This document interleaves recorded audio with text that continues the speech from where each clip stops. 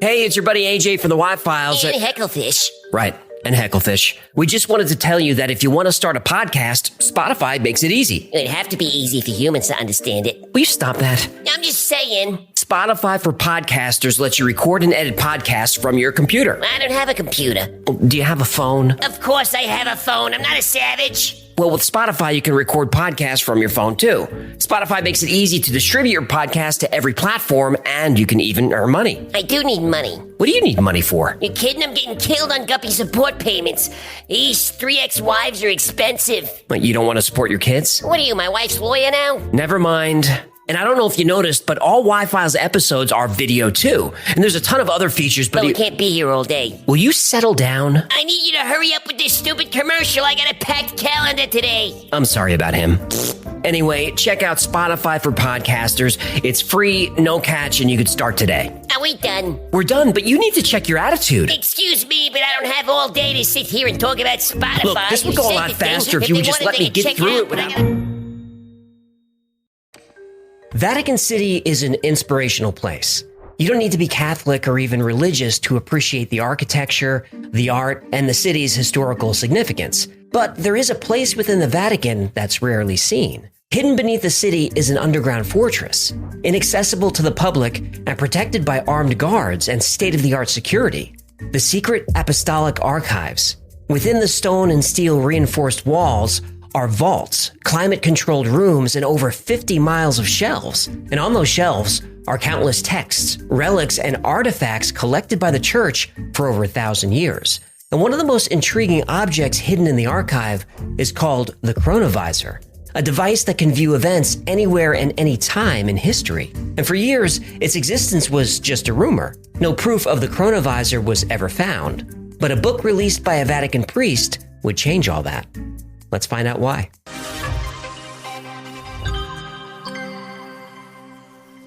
Pellegrino Ernetti was a scientist, world-class authority on music, and a scholar.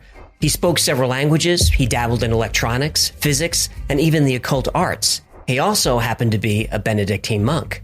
Now, whether by luck or by fate, Father Pellegrino Ernetti found himself in the company of Francois Brune, a priest from France, and they were sharing a ferry ride down the Grand Canal in Venice. The water was calm and the trip was long, so the men struck up a conversation. They shared a love of languages, science, and history, and they were discussing different interpretations of the Bible when Ernetti interrupted. "There's nothing to interpret," Ernetti said. "It's possible to see what actually happened, to see the truth with your own eyes." The Brune thought Ernetti was joking or being rhetorical. He wasn't. Ernetti spoke of a device he had worked on hidden in the deepest, most secret levels of the Vatican archive. A device that allowed its operator to witness events anywhere and any time in the past. And it was called the Chronovisor. Ooh, a time machine? Well, sort of.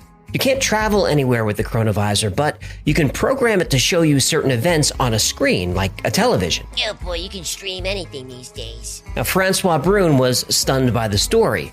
He knew Father Pellegrino Ernetti to be a serious man. Ernetti was well-read, well-educated, and well-respected in the church. He was not one for exaggeration. Yet Ernetti claimed to have heard speeches by Napoleon and Mussolini. He visited ancient Rome, and Ernetti was amazed that Cicero was as captivating a speaker as history claimed. My name is Maximus Decimus Meridius, commander of the armies of the north, general of the Felix legions, and loyal servant to the true emperor, Marcus Aurelius. Father to a murdered son, husband to a murdered wife, and I will have my vengeance. In this life, or the next. Are you not entertained?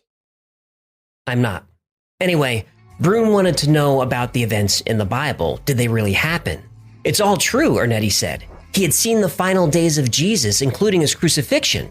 He saw the creation of the 10 Commandments, the Last Supper, the destruction of Sodom and Gomorrah, and everything in the Bible. Now, Brune was obviously skeptical. Even though Ernetti was intelligent and talented, he didn't have the skill and knowledge needed to build this kind of device. And Ernetti agreed that he couldn't build the Chronovisor himself. He had help. In 1952, Father Pellegrino Ernetti was working on a project at the Catholic University of Milan. And being an expert in early Christian music, he was studying and restoring tape recordings of Gregorian chants. And while listening to one of the tapes, the The school's founder, Father Agostino Gemelli, was convinced he heard his father's voice, even though his father was dead at the time of the recording. But what Gemelli heard was not his dead father relaying some profound message to his son from beyond the grave. What he heard was more mundane. His father arguing with someone over the price of shoe wax. Gemelli's father was a cobbler who made and sold shoes. And Gemelli thought he'd been given a gift from God. But Ernetti wondered if there was a scientific reason for this, that the sights and sounds of people in the past somehow continued to exist long after they happened. And if they did, could they be detected? It sounds like EVPs. Well, it does. And this technology is not that different from what we now call EVPs, or electronic voice phenomena. And since Gemelli was president of the Pontifical Academy of Sciences, he was able to fund a project to explore the possibility of listening or seeing events from the past. Ernetti assembled a team of 12 scientists, but he would only reveal the names of 2. And one was Enrico Fermi, the Nobel Prize-winning physicist known for Fermi's paradox and for creating the world's first nuclear reactor. The other scientist was Nazi rocket scientist turned director of NASA, Wernher von Braun. Like sound waves can be pressed into vinyl to produce a recording, Ernetti said that his team had discovered that light and sound continue to exist as forms of energy. And using a series of antennas, the Chronovisor could detect this residual electromagnetic radiation and translate it into image and sound. Operators of the Chronovisor could designate a specific date and location, then the scene was reconstructed on a large cathode ray tube. Now, Francois Brune was obviously amazed by the story and asked Ernetti what happened to the device. Ernetti said that once the team realized what they had invented, they brought their discovery to the Pope. And since the Chronovisor could tune into any place and time in the past, it could be used as a powerful weapon. It could reveal state secrets or be used for blackmail. So Pope Pius XII worried that, in the wrong hands, the Chronovisor could launch a dictatorship unlike anything the world had ever seen. The Pope ordered the machine dismantled and forbid anyone from speaking of it. Ernetti said this was the first he's spoken of it in over 10 years. And Brune understood and agreed that a machine like the Chronovisor would be extremely dangerous, and it was probably best if it stayed hidden and dismantled. But Brune said to Ernetti, "It's too bad there's no proof that the Chronovisor actually worked." Ernetti said to Brune, "My friend, I have proof." Quintus Ennius was a writer and poet who lived during the Roman Republic between 239 and 169 BC. He's often considered the father of Roman poetry. And during his lifetime, he wrote about 20 plays and an epic poem on the history of Rome called the Annals, but only a few fragments of his work survive. His final play, Thyestes, was produced shortly before his death in 169 BC, and scholars have wondered about this play for centuries. They knew the story was based on the writing of another author, Seneca, but the actual text of Thyestes, except for a few lines, has been lost to history. Ernetti used the Chronovisor to visit Rome in 169 BC, where he saw a performance of the play in a Roman square. Ernetti, fluent in Latin, was able to transcribe and finally complete Ennius's play after 2,000 years, and that manuscript still exists. The story of the Chronovisor remained hidden for another 12 years or so. Then in 1972, an article appeared in the Italian magazine La Domenica del Corriere. Show off. The headline of the article was, "A machine that photographs the past has finally been invented." And some believe that the Chronovisor was not dismantled, but was actually functional and being used by the church to maintain watch and control of the population. That theory makes sense. Oh, you believe that one, huh? Well, does the Pope in the woods? Soon, several photos were leaked, including this one taken by Ernetti himself. Ernetti used the Chronovisor to view Jesus' entire final day, including his crucifixion. My favorite photo is this one, which shows Jesus walking and talking with his followers. And this photo is also pretty compelling. But again, the Chronovisor fell out of the public eye. Or the information was suppressed by the church. Or that. Well, then in 2002, Francois Brune released his book called The New Mystery of the Vatican, which documents his relationship with Ernetti and includes more details of what Ernetti saw with the Chronovisor, and even includes blueprints for the machine. And Father Pellegrino Ernetti passed away in 1994, but until his dying day, he swore the Chronovisor was real. He even published an open letter saying so. Father Francois Brune passed away in 2019, And during his life, he published multiple books and papers on theology and its relationship to quantum physics. He gave talks on EVP phenomena, communicating with spirits, and many different aspects of parapsychology. He too, until his last day, believed the Chronovisor existed and possibly still exists today. Two highly regarded and well-respected clergymen insisted that the Vatican is in possession of the most important, most advanced, and most dangerous scientific invention ever created. The Vatican denies this claim as fantasy. So, who's telling the truth? The Chronovisor is a story that bothers me. On one hand, there are a lot of details that are easily debunked. But on the other hand, the story comes from credible sources. Father Pellegrino Ernetti was well known and highly respected by his peers. He spent most of his life researching, teaching, and writing, and his books are highly regarded. Father Francois Brune is also well known and respected. So why would these men of such high esteem risk their reputations on a lie of this magnitude? What was there to gain? Their entire lives, both men said this device existed, and possibly still exists. But the legend of the Chronovisor does have a few problems. First, anyone who can confirm that it existed in the first place is dead. When the story first emerged, Fermi had been gone a long time, and von Braun, while still alive, never mentioned it. Von Braun had a lot of secrets, though. He sure did. And it's fair to point out that both Fermi and von Braun worked on multiple top-secret projects during and after the war. Now, the photos associated with the Chronovisor are fake.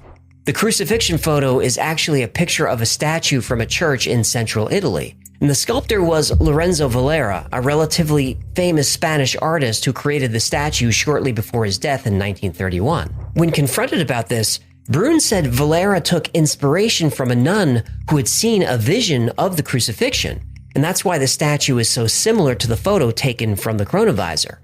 But to me, they don't look similar, they look identical. But Father Brune said the photo was real. And there are other photos associated with the Chronovisor, but these became attached to the story over the years. They don't come from Ernetti. This one is sometimes attributed to the Chronovisor, but it shows up in other urban legends as well. It's a photograph, but not one taken through a time machine. It's a photo of a painting by German artist Johannes Raphael Vela. It's called Jesus Among the Wheat Fields and was painted around the year 1900. And this photo is another that's become attached to the Chronovisor. This is a photograph of a painting by Eugene Bernand called Peter and John Running to the Tomb, dated 1898. So what of Ernetti's transcription of Thyestes? Well, it doesn't hold up. Ernetti had written about 150 lines, which he said was the complete play, but experts are pretty sure the play would have been much longer than that, probably 1,000 lines or more, and linguists aren't impressed with the transcription. Scholars have said the Latin is clumsy and uses words that wouldn't appear in the language for at least 200 years, so whoever wrote it wasn't a native speaker. In 1994, just after Ernetti's death, a letter was published by someone who claimed to be a distant relative of his, but wanted to remain anonymous. This person said that on Ernetti's deathbed, he confessed that the photo and his writing of Thyestes were fake, and that Enrico Fermi had nothing to do with the machine, but he still claimed the Chronovisor was real. Then another distant relative said Ernetti made the whole story up to get more people interested in the church. I don't trust when distant relatives suddenly crawl out of the woodwork. Well, Father Francois Brune didn't trust them either. He insisted that the Chronovisor was real, and if Ernetti confessed, it was because he was coerced to do so by the church. Now that, I believe. Well, that brings up an interesting side note. Now, obviously, the Catholic Church said the Chronovisor wasn't real. But in 1988, the church issued a strange decree that said if anyone was caught using a machine like the Chronovisor, they would immediately be excommunicated. So if the Chronovisor is fake, why bother releasing a statement like that at all? When I first heard the story of the Chronovisor, it was one that I desperately wanted to be true. And many people believe it is true. Believers say the church keeps the Chronovisor a secret, but does use it occasionally to influence world events. And that's something to think about. If the technology exists that allows someone to view anyone, anywhere, and at any time in history, we wouldn't want any government to have such immense power. And the only worse institution to be the steward of this technology that I can think of is an organized religion. So, with that in mind, I don't know if the Chronovisor is real, but for all our sakes, I really hope it isn't. Thank you so much for hanging out with me today. My name is AJ, that's Hecklefish. This has been the Y-Files. If you had fun or learned anything, do me a favor and like, subscribe, comment, and share. Those things really help a small channel. Now, I love the secrets of the Bible and the Vatican, so I'd like to do more of these. And if you want to hear those stories, let me know in the comments. Until next time, be safe, be kind, and know that you are appreciated.